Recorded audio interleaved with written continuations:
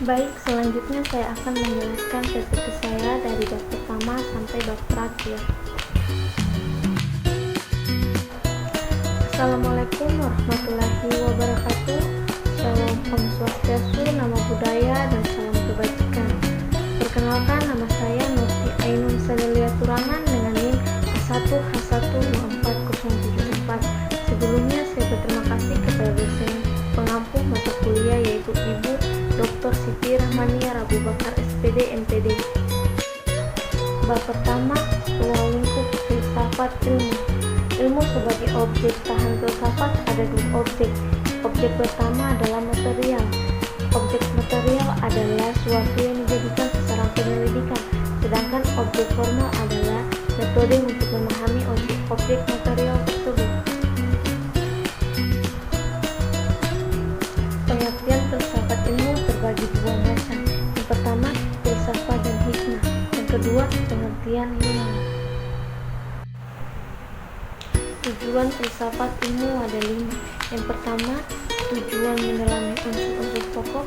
Yang kedua, tujuan memahami sejarah. Yang ketiga, tujuan memahami pedoman. Yang keempat, tujuan mendorong. Yang kelima, tujuan mempertegas. Bab kedua, sejarah perkembangan ilmu.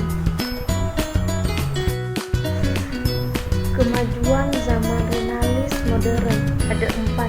Yang pertama, masa renalis abad ke-15 sampai ke-16. Yang kedua, zaman modern abad 17 sampai 19. Yang ketiga, ilmu berbasis renalisme dan empirisme. Yang keempat, perkembangan filsafat pada zaman modern. Kemajuan ilmu zaman kontemporer adalah ibarat mata rantai yang tidak terputus sama lain. Karena itu, melihat sejarah ilmu zaman tentunya tidak akan lain. Bab 3, pengetahuan dan ukuran kebenaran. Ukuran kebenaran. Secara umum, orang merasa bahwa tujuan pengetahuan untuk mencapai kebenaran, namun masalahnya tidak hanya sampai di situ saja. Bab 4, dasar-dasar ilmu. Ontologi memiliki dasar jenis. Yang pertama, monalisme. Yang kedua, dualisme. Yang ketiga, pluralisme. Yang keempat, nihilisme. Yang kelima, agnostisme. Epistemologi memiliki 4 metode. Yang pertama, metode induktif adalah suatu metode yang menentukan pernyataan-pernyataan hasil observasi disimpulkan dalam suatu pernyataan. Yang kedua, metode dedukatif. Dedukatif ialah suatu metode yang menentukan bahwa data-data empirik dioleh lebih lanjut dalam suatu sistem pernyataan yang runtuh. Yang ketiga, metode positivisme berbangkal dari apa yang telah diketahui yang faktum yang positif menyampaikan segala uraian atau perasaan di luar yang ada sebagai fakta.